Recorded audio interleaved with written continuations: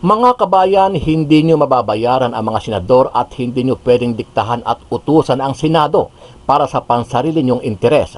Yan ang matinding banat at buwelta ni Senator Cynthia Villar sa mga kongresista na nagsulong ng impeachment kay VP Sara at nagpupumilit na diktahan ang Senado para umpisahan ang trial sa kaso ni VP Sara sa lalong madaling panahon kahit nakareses ang Kongreso. Nindigan ang mga senador na hindi sila magpapadikta o magpapapressure sa sinumang grupo na nagsusulong para simulan na ang impeachment trial laban kay Vice President Sara Duterte. Yan ay kahit makakalap pa ng mahigit 1 milyong lagda ang mga grupong nagsusulong nito. Dumating sa amin last day of session. Bigla nilang dinicide na gusto nila mag-impeach tapos kami ang isisisihin nila. Ayon kay Villar, may pakinabang o may matatanggap ang mga kongresman mula sa kanilang pinuno na si Speaker Martin Romualdez Jr. kaya nagpupursige sila na kulitin, madaliin at utusan ang Senado na magkonbina sila para i-impeach si VP Sara. Ito ay sa kabila na alam naman nila na nakabreak ang session ng Senado at illegal sa kanila o labag sa batas sa Senado. Kapag ginawa nila ito, ayon na rin sa paulit-ulit na paliwanag ni Senate President Chis Escudero. Bigla nilang dinicide na gusto nila mag-impeach tapos kami ang isisisihin nila. So, baka sa House kaya kasi meron silang pakinabang. But the Senate, you don't buy the senators. May pakinabang umano ang mga kongresista kaya pinipilit na ipursige at simulan ng Senado ang paglilitis sa impeachment. Yan ang sagot ni Senator Cynthia Villar sa mga kongresista na nagsusulong na umpisahan ang paglilitis kahit pa nakareses ang Kongreso. Ayon kay Villar, walang basihan para madaliin ang mga senador dahil mismong mga kongresista inupuan ng reklamo. Out of ano yung schedule yun eh. Last day of session dinala sa amin.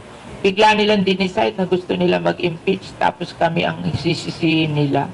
Ba't hindi nila ipinadala earlier? Matatandaan na sinabi mismo ng isang senador na dapat ihinto muna ang pangangampanya ng mga mambabatas at bigyang pansin o dapat tutukan muna nila at unahin ang impeachment kay VP Sara para magkaalaman na kung guilty o not guilty ang pangalawang Pangulo. Yan ang tahasang sinabi ni Senate Minority Leader Aquilino Coco Pimentel, bagay na inalmahan hindi lang ni SP Escudero maging ang ilang senador, partikular si Senadora Cynthia Villar. Hindi anya pwedeng diktahan ng mga senador na itigil muna ang pangangampanya para bumalik sa Senado at dinggin ang reklamo. Can the Senate President tell that to the Senators? So, baka sa House kaya kasi meron silang pakinabang. But the Senate, you don't buy the senators. We agree na it's too much to ask the senators to come back and do impeachment while they're campaigning. Yung 7 na yon. And the rest, they have relatives who are campaigning. Maliban sa mga kongresista at ilang senador na nagpipressure kay SP Escudero, isang grupo naman na People's Impeachment Movement ang nangangalap ng 1 milyong pirma para pirsahin at kalampagin ang Senado para i-impeach si VP Sara. Pero sinabi ni Escudero na hindi siya papadikta sa kanila kahit ilang milyon pa ang pumirma sa kanilang petisyon. Sabi ni Senate President Francis Escudero, gaano man karami ang pirma, hindi nito kayang amyendahan ang batas na nagsasabing hindi sila maaring kumilos at dinggin ang reklamo kung naka-adjourn ang sesyon ng Kongreso. Inulit ni Escudero na maaari lang mag-convene ang Senado sa isang open session, hindi anya maaring baluktutin ang batas at hindi sila magpapadikta sa sinuman na nagsusulong ng kanilang sariling interes, bias at timetable para mapapanagot ang Vice-Presidente. Ano ang masasabi mo dito, kabayan? Kung ikaw ang tatanungin, naniniwala ka ba na may personal na interes ang ilang kongresista at may matatanggap o may makukuha sila sa liderato ng Kamara kaya nagpupursige silang i-impeach na agad-agad si VP Sara Duterte sa lalong madaling panahon? Sama-sama nating panuorin ang buong video at pakicomment nyo po ang inyong reaksyon at sariling opinyon. Pero bago yan, sa mga hindi pa po nakasubscribe sa ating channel na Kabayan News PH, pakipindot po ang subscribe button at pakiclick na rin ang notification bell para lagi kayong updated sa mga bagong upload natin na legit at napapanahong balita. Maraming pong salamat. Ali, pero yung pagre-refer dun sa articles of impeachment, mangyayari yan sa June 2 kapag nagsimula na ulit yung sesyon ng mga mambabatas. Oo, so pito dun sa mga senador, abala sa pangangampanya dahil para mga re-electionist senators, hindi ba? Pero ito dito sa ibang senador, tatakbo naman sa sa Congress, hindi ba? Sa mababang kapulungan. Isa na dyan si Senator Cynthia Villar. At si Senator Coco Pimentel, tama ka dyan, Ali. Sa Marikina at si Nancy Binay, I think is going to run naman din, Tatakbo din ba sa Makati?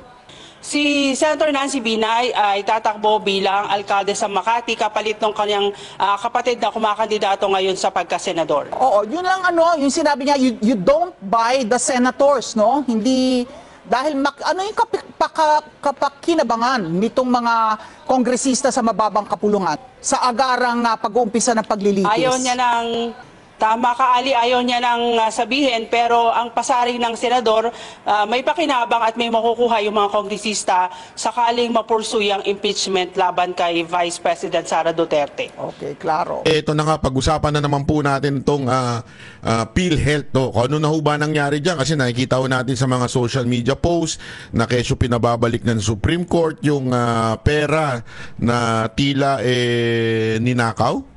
Hindi, tanong lang ho yun, ha? Nilipat. Wala pa naman sinasabing nanakawin nila, pero nilipat lang. So dapat para sa PhilHealth pero napunta sa ibang bagay. O di ba? So ang tanong, may babalik po ba 'yon? Wala ho bang yung ganun-ganun na lang 'yon? Wala bang mananagot?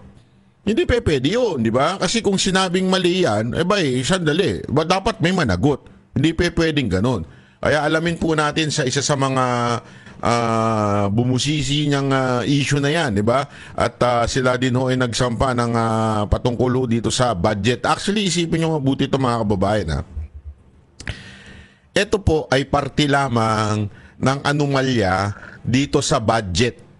Okay? Ito po ay parte lamang po, hindi lang ho ito yung PhilHealth na issue na ito, hindi ho yan yung pangkalahatang issue.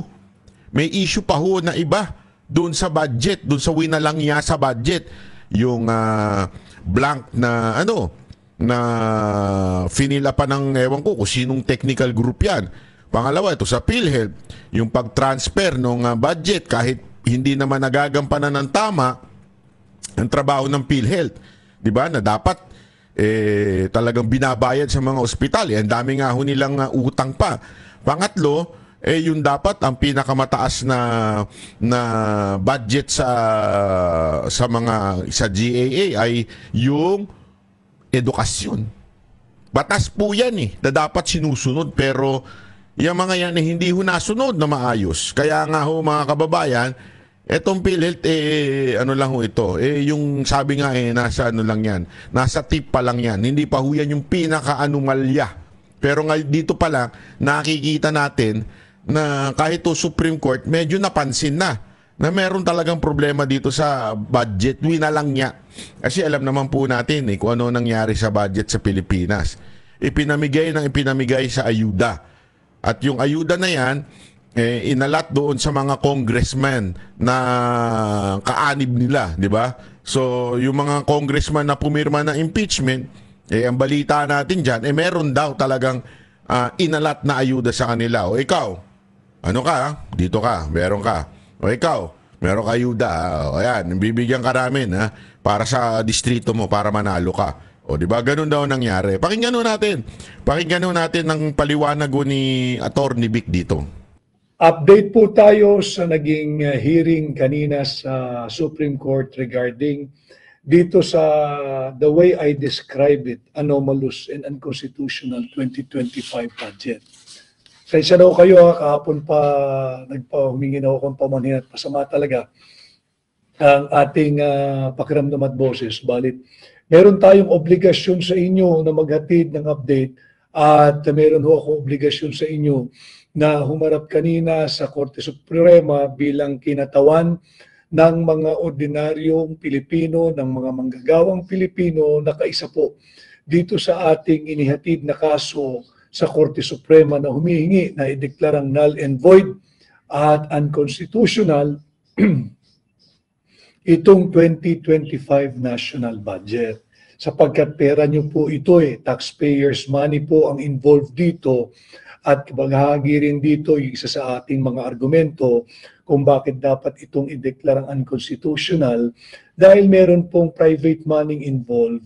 Yung mga perang nakolekta sa mga ordinaryong manggagawang Pilipino sa pribado na mandatorily ay kinakaltasan dahil mandatory member po tayong lahat ng tinatawag nating PhilHealth.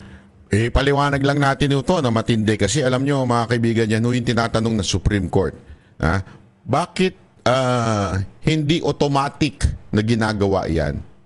Kasi nagpapalusot po yung PhilHealth, nagpapalusot sila na kahit meron na daw batas, hindi daw na, nagturo pa nga ho sila Hindi lang naman po sa administrasyon daw ni Marcos ito nangyari na hindi nagiging automatic yung pagkaltas doon sa syntax. Ano po ba yung syntax? Yan po yung, ano na ho yan nagsimula yan RA 10351.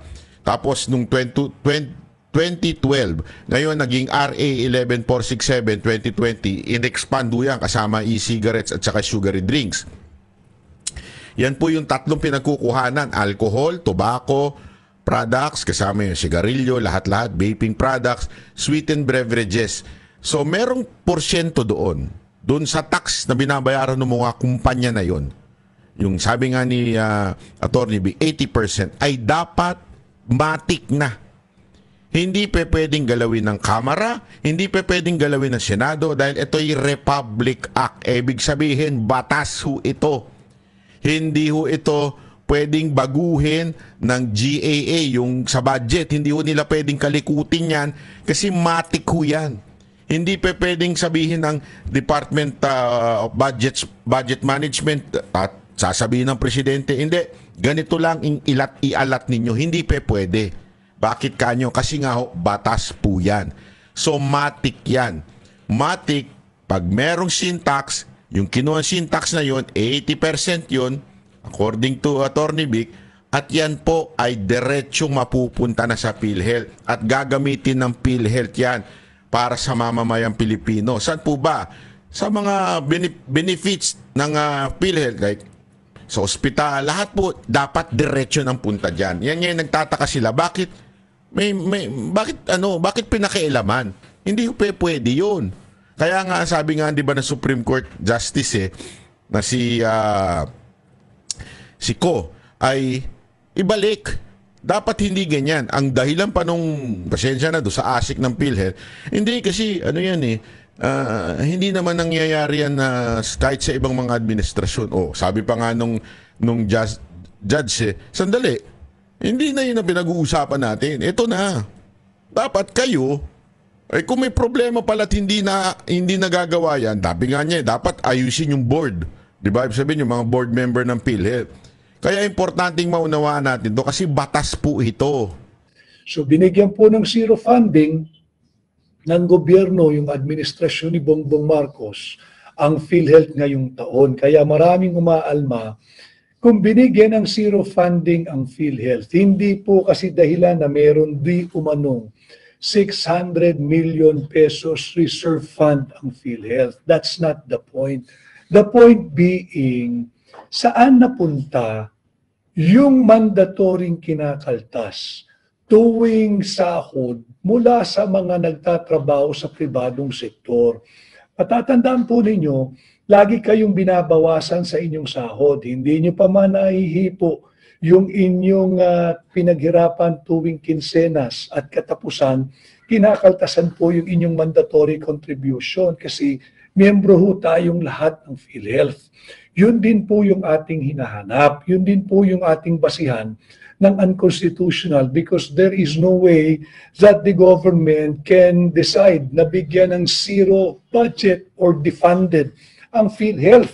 Dahil hindi po pera ng gobyerno lamang yan. Pera po nang gagaling sa ordinaryong manggagawang Pilipino na nagtatrabaho sa pribado. Nasaan yung perang yan? Yan ay kinaltaso sa inyo with a guarantee na yan po ay mapupunta pang pondo ng PhilHealth at ng Universal Healthcare Law, yung Republic Act 11223. Ngayon, kung binigyan ng zero funding o defunded po ang PhilHealth, walang binigay na pondo ang gobyerno ngayong taong ito, nasaan yung ikinalta sa sahod ninyo sa loob ng 12 buwan ng isang taon ng 2024? Yun yung ating hinahanap. Hindi ho ba tama si Pangulong Duterte?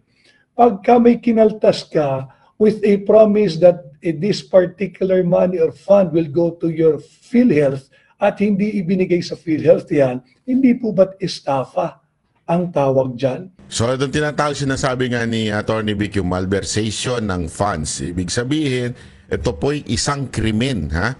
Na kung saan ginagamit ang publikong pondo sa ibang bagay. Maling paggamit, ika nga. Maling paggamit po ng pondo. Tulad nito. Kasi ito, may batas. Dito mo lang gagamitin yan. Sa health. Okay? Yung syntax. Hindi mo sinunod yun. Bilang pinuno ng PhilHealth, pwede kang kasuhan ng malversation. Diba? Bakit? Hindi mo tamang ginamit yung budget. Kaya nga, hindi ho magtapos dito. Sana, hindi lang magtapos sa ipababalik. Kasi when you say pinabalik na Supreme Court, ibig sabihin, there is a problem. Ibig sabihin, talagang merong anomalyang nangyari. Di ba? So yun o, sinasabi ni Atty. Vic dito, dapat makasuhan po yan. Hindi. Ngayon kung ginamit mo naman, pang-maintain ng public roads o pampondo ng program appropriation, hindi ho ba ang tawag dyan ay malversation? So ito po, yung isa sa mga argumentong ating isinusulong sa Korte Suprema. But before I discuss all other issues regarding the case before the Supreme Court, update lang ho. Natuloy po kanina yung preliminary conference at doon po sa preliminary conference, kaya po sinusundan natin ang ating pagla-live, yung ating posting kanina. I was informed by our volunteers na meron na pong almost 900,000 views. Itin ko 900,000 views yung ating posting kanina, and that was about just 5 hours ago. Malaki po yung views, hindi po dahil ako po yung naroroon. Wala po akong ilusyon doon, hindi po tayo nag-iilusyon noon. Kaya po malaki yung views. Marami po ang sadyang interesado na patuloy nating pag-usapan itong anomalous passage of the 2025 budget. Yan pa, isang nabuking, ang tindi niyan, mga kababayan. Kasi ang dinadahilan, nililipat daw sa funding dito sa isang proyekto na ito. Tapos, nireveal ng judge na sandali. Meron ng dyan Meron ng inutang ng Pilipinas mula sa Korean Bank. Naku, ito na naman yung mga Korean. Magkano Korean? Wow! Ito na naman, meron na tayo inutang doon sa Korean Bank na yon.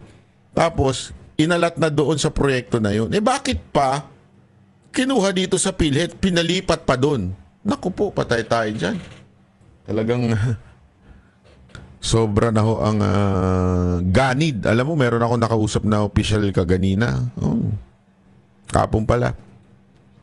Ang description nila, ganid na talaga sa sa pera itong mga nasa gobyerno. Ganid na Yung bagang nakakuha ka na ng parang ganito ibig sabihin ng ganid para maintindihan ninyo. Kunwari, nagnakaw ka sa bangko. Nagnakaw ka sa bangko. Magkano yung ninakaw mo sa bangko? 100 million. Ninakaw mo. Paglabas mo, Paglabas mo doon, nandun ka na, sasakay ka na sa kotse. Yung runaway vehicle. Yung tatakbo na yung sasakyan mo. Yeah?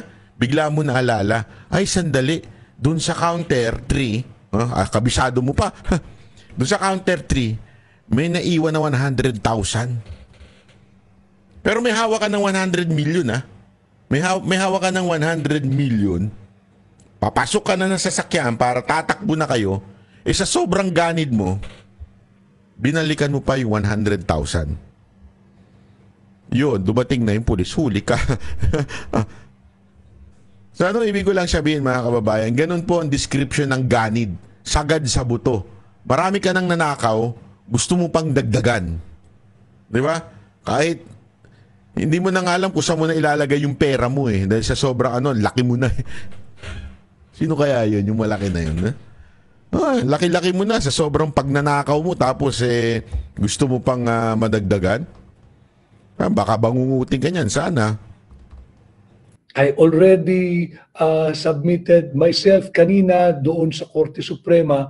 Iwasan ho muna natin, maintindihan naman ninyo na idiskurso yung mga detalye ng naturang kasong ito until after we are done with the oral argument. I think it would be prudent to refrain as much as I could yung i-discuss natin yung merito bago po magkaroon ng oral argument. So ang update po natin, natuloy po yung preliminary conference kanina, napakarami po ang naka-view na ng ating posting, ang ating update.